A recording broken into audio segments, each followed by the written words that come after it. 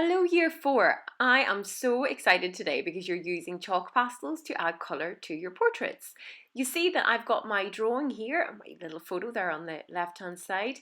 Now to begin with, you want to, if your chalk pastel is too long, to just break it in half because that way it's going to be easier to work with. I've also got some chalk pencils here, but you're using the chalk sticks. Now, ideally on a plain piece of paper, you're going to want to do some practice first. What do you notice when you press lightly, when you press hard? Use your index finger to blend, that means to mix colours together. I've chosen a reddish pink here and a yellow, sandy yellow, which I'm blending with some white to practice my skin tone.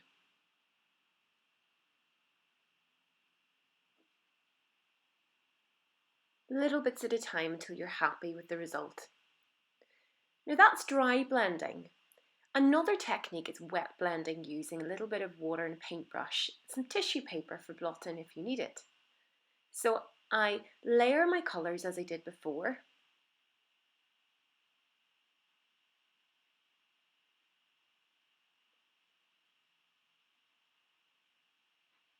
And what I'm going to do is lightly wet the brush. Don't want it to be dripping with water, so tap off any excess water as I'm doing here. And then draw that over, bring that over the area that you've just mixed. What do you notice the difference between dry blending and wet blending? No use of black today, I have to say, because I think black really dominates any artwork. So when I come to apply the dark hair colour, I'm really thinking about all the colours in my hair. And yes, even blue, there are blue tones mixed in with the brown. So I'm blocking in that colour, paying attention to the areas where there's more dark and leaving the light areas free from colour to create a balance of lightness and darkness. So those areas where my fringe parts and you can see through onto my skin, following the curves of the wavier parts of my hair.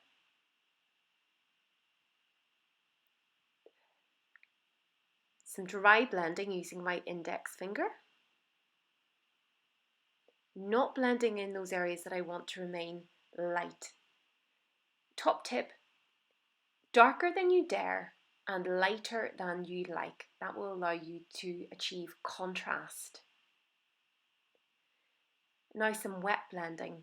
I quite like the wet blending because it does get rid of most unwanted lines and just draws the colours together really fluidly. And I think it enhances, it makes the colours more vivid, but it's totally up to you what you choose to do today. If your finger gets a bit muggy, you can wipe it on your tissue. Now you'll notice that I've started with the top of my head, and that's because when I am moving my wrist across the page, I really don't want to smudge the colour. So that's why I start with the top and I work my way down. That way there's less of a chance that I smudge the colour on the face itself.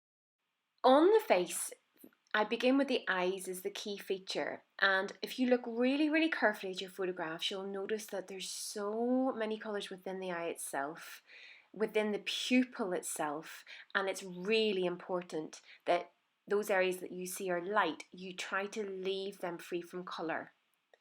That way it will look more realistic. And I'm then taking a dark brown pastel, and I'm blocking in the darkest areas of the face, and that's typically where the shadows fall in the grooves of the skin and the folds of the skin. You see the little nostril there, you see the profile of the nose shape, the lines under the eyes, the shadows in the eyelid. So I'm lightly filling those in, sketchily. Don't need to use the rubber. If you make a mistake, you can always overlay colour on top to get rid of that error. And you're working with quite small deliberate strokes in these areas. Note that little shadow that forms in the space just above the cupid's bow of your lip up towards the nose, curve of the skin around the chin, the dark areas where the cheek moves into the jawbone, into the neck. Then work with your medium tone colours. For me, this is going to be my sandy yellow blended with white and the reddy pink. And do look to see the different patches of colour, because there will be areas of your face that are actually different colours to each other. Definitely in the lips, again, small deliberate strokes, paying attention to the direction of the lines.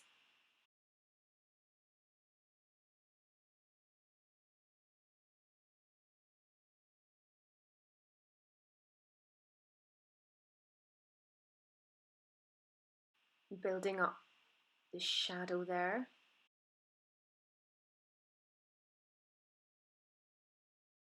And now applying the lightest colour, the white.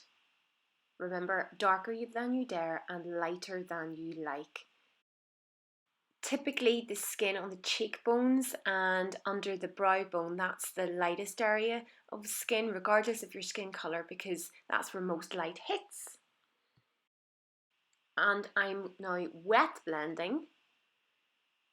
If you do apply too much water, you can dab it off with your tissue.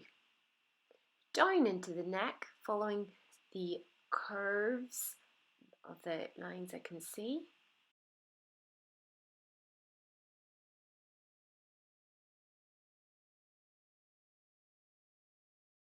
You'll spend much more time on this. I've speeded myself up just to give you an idea of my process.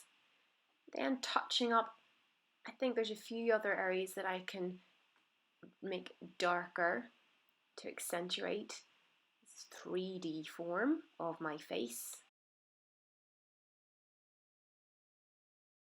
Every area has a fascinating array of colour and line detail, so do focus on picking those out. Keep looking at your photo. Draw what you see, not what you think you see. There's some shapes, especially around the ear and the cornea of the eye and the lips, where you'll think, really? It's that shape? I've never noticed that before. Well, this is all about discovery. And now my jumper is an expression of my personality. I like colour, I like shape, I like art, and that is reflected in what I'm wearing. There we go. Good luck, artists. Can't wait to see what you make.